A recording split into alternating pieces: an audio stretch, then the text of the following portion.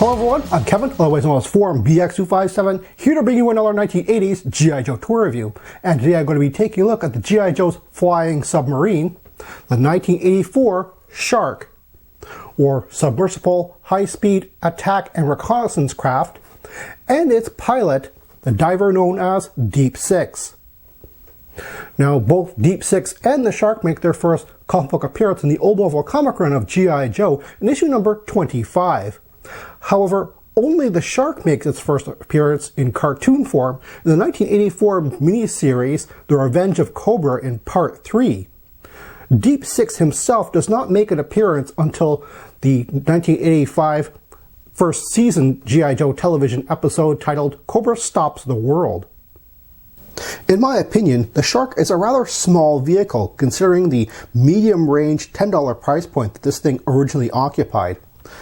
I mean, granted, yes, it is very wide, but I think that some of its value was sort of offset budget-wise by the unique figure that it came with. Of course, we'll get to that in just a moment. I'll want to go over the features of the SHARC first. And speaking of which, the cockpit canopy opens gull-wing style in just one way. A Deep Six figure often kind of gets caught in his cockpit simply because it sort of narrows to a point right here, meaning that his shoulders and elbows wind up getting caught on the sides. So you have to actually push him back as far as he can go and then sort of angle him out.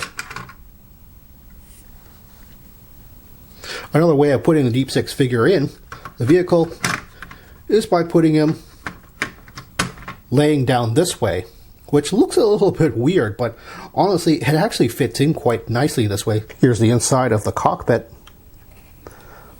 There's a lot of really nice detail going on in there. However, it's a little bit hard to see without doing what I'm doing and kind of snaking the camera around at very odd angles. Behind the cockpit, we have a removable engine access cover.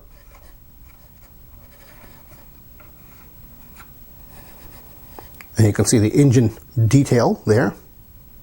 The engine cover actually has detail on the other side, which is very interesting. And on the back here, we have movable rudders. Now, this is something of a bit of a contention here because I've seen a lot of pictures with the rudders this way, just sort of angled upwards. However, according to the instructions, they're actually supposed to be upside down, so whoever had originally built this isn't my childhood SHARC, put them on upside down, and I'm not really sure why. It looks fine the way it is. And here's an example of one which has them hooked on the other way, again, according to the instructions, but not according to some pictures that I've seen of it. Now the bottom is as detailed as the top. It has switches underneath the main engines, and these switches actually operate the cannons on the top. So you slide them forward like this, and the panels pop out.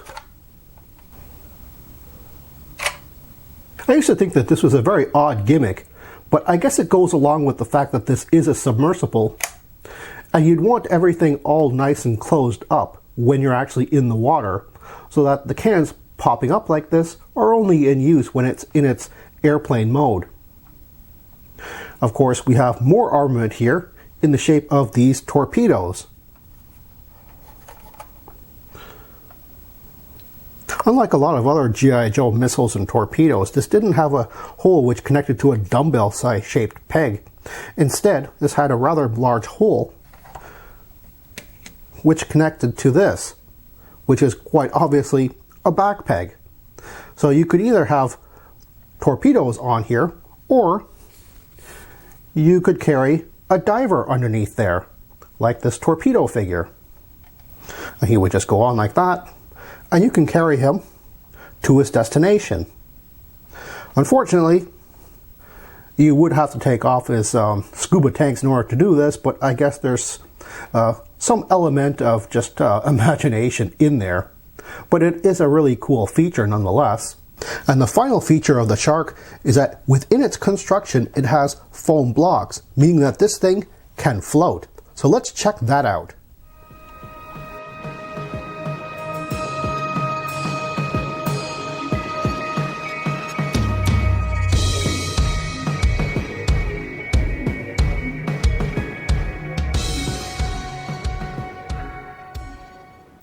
I'll admit, the design of the Shark is rather polarizing.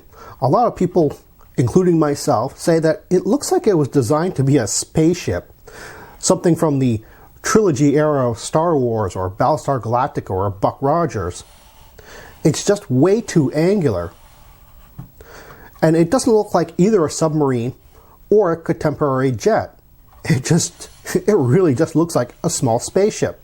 And while it certainly doesn't look ugly, it looks like a really cool spaceship, if that's what you had wanted to call it originally, it just doesn't look like a submarine which can fly.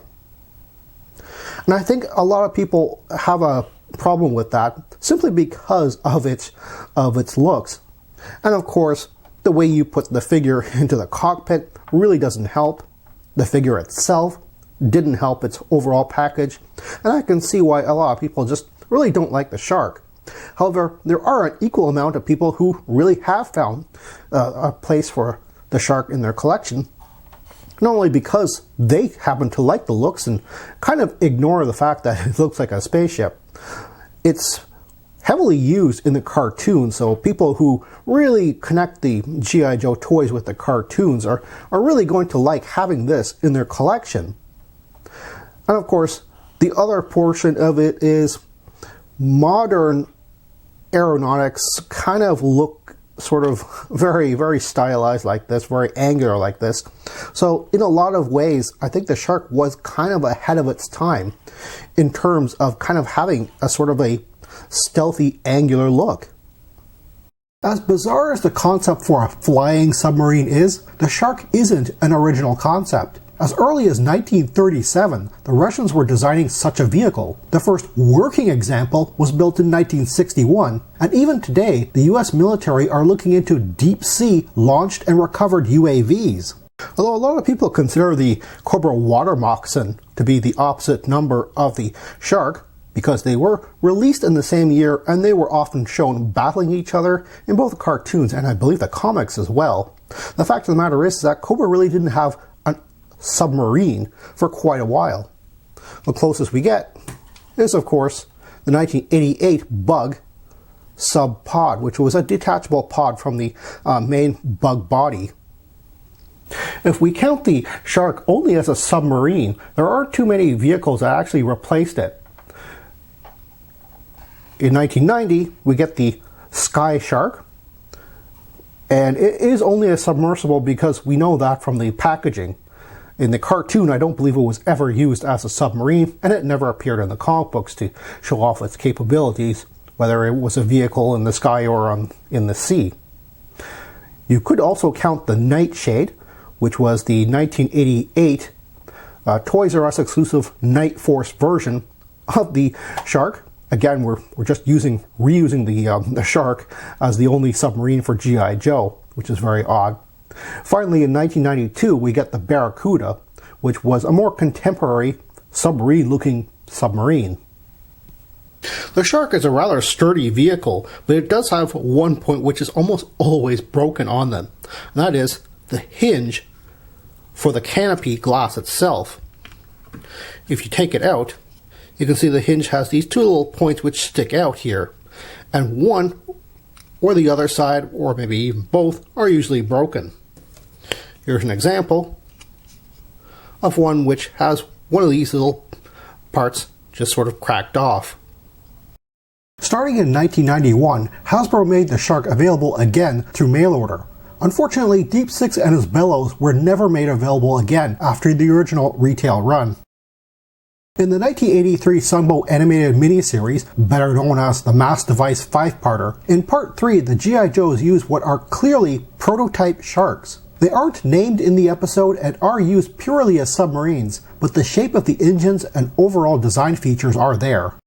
Deep Six is infamous as the least articulated G.I. Joe figure in the entire vintage G.I. Joe run. All he can do is move his arms. They just swivel around like this, and that's it. It's rather interesting that they even gave him articulation at the arms, because he can't actually hold anything in his hands. There's like no holes there. Not that he came with any accessories. He did come with one thing, and that is these pump bellows. It's like a little multi-piece little pump here. And that's the whole point of him not having articulation, because he is a gimmick figure. He is hollow on the inside, and you're supposed to attach those bellows up to this little peg on the back here, and either fill him up with air so that he rises when he's in the water, or subtract all the air from him and then he sinks down into the water. And here are the instructions on how to assemble the bellows, as well as how to operate them. The bellows themselves are a 5-piece construction here. We have the main bellows themselves. We have the one-way valve, a string holding it all together, a top cap, which you just place on the top there, as well as some hose. So you put the hose on there, and the other end connects directly to Deep Six's back.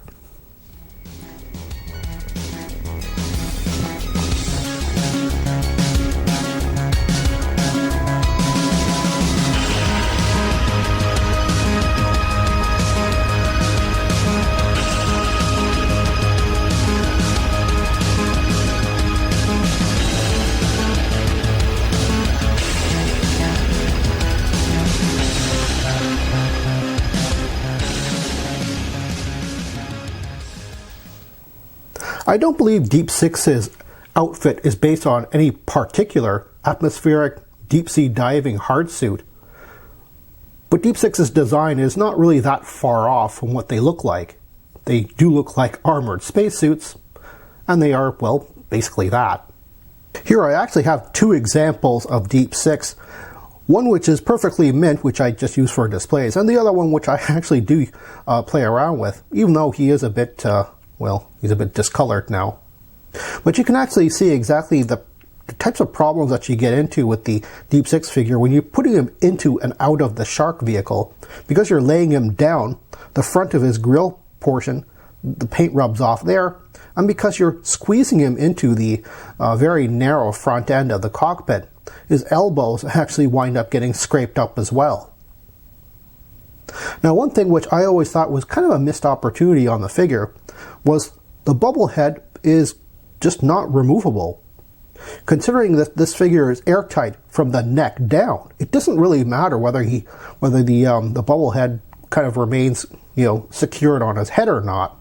It doesn't. I think it actually does fill up with water, to be perfectly honest. But it's actually secured by 2 tabs, one on the front and one on the back. Now on mine, I just took a screwdriver and actually undid the back portion. So now, mine, on the one which I generally just play around with, you can actually remove the helmet.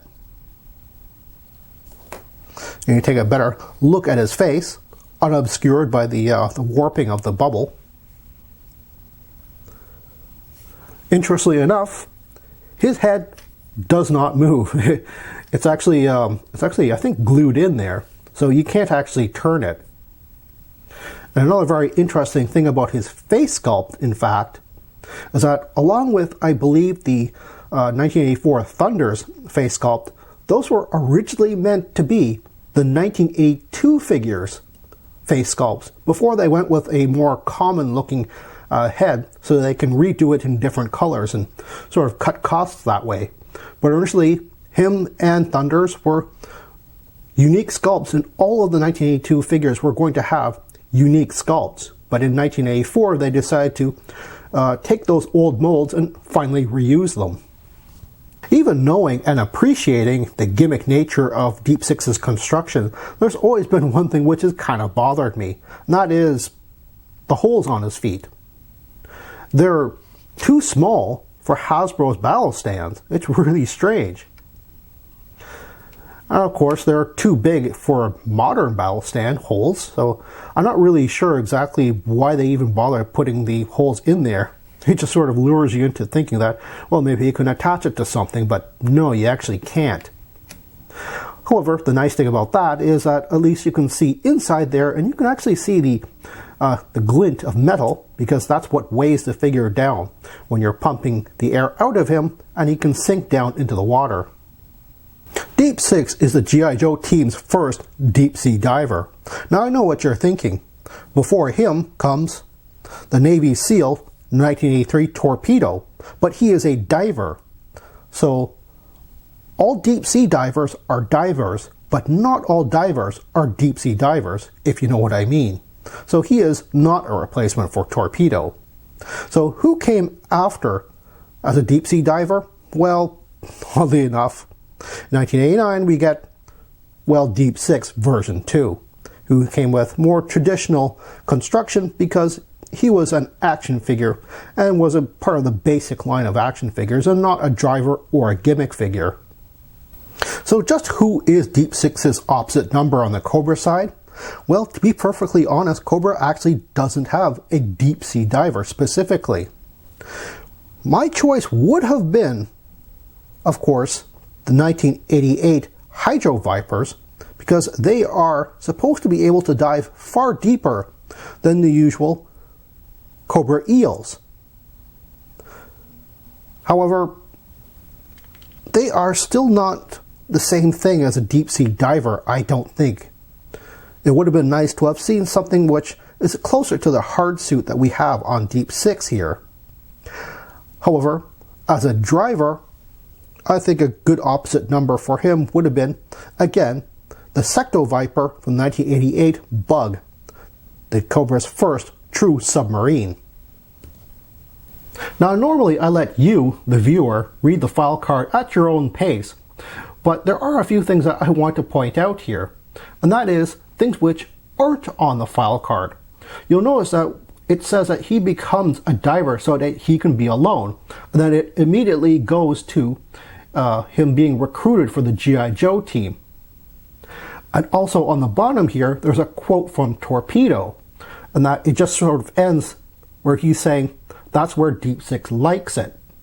However, in G.I. Joe Order of Battle Issue 1, a comic book from 1987, here I have the trade paperback, there actually is a tiny bit more information on Deep Six's description here.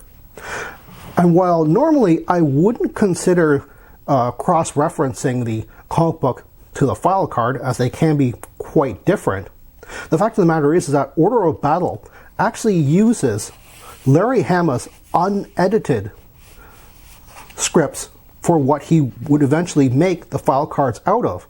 So it is actually a fair comparison to look at some of the stuff in Order of Battle and compare it to what was in the file cards. And as you can see, after it says that he just wanted to be a diver to be alone, he actually noted that he also became a Navy diver because he didn't like civilian divers. And the quote that Torpedo says at the very end, he says, that's where Deep Six likes it. But then he goes on to say, he can keep it.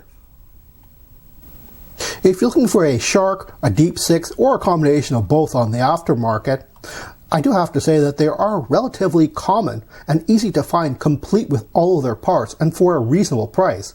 And I mean reasonable considering how old this thing is and just how iconic both of them are. But the fact of the matter is that popularity rears its head, and these just aren't really as popular as many of the other vehicles and figure combinations there are around the same time or even a bit later. However, even if you are looking for one, there are a few things that you really do have to look out for.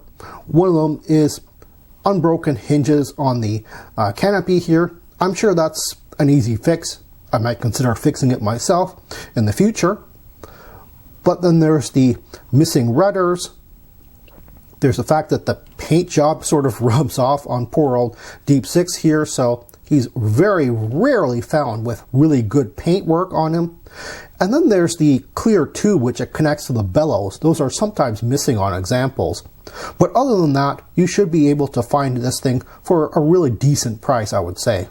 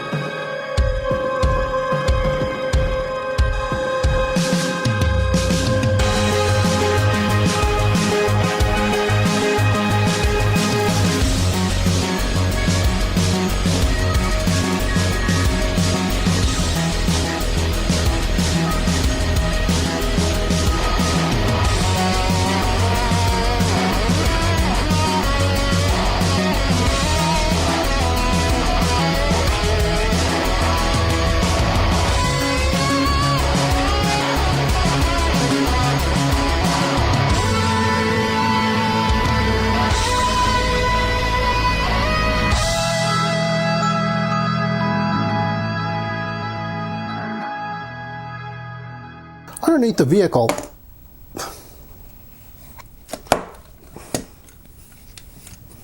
I think I have a better example. Well, that's all the time I have right now. Please check out my Facebook page for more information and behind the scenes photos for these reviews. Thank you for watching this video, and stay tuned for next time to see another 1980s G.I. Joe toy review. See you then.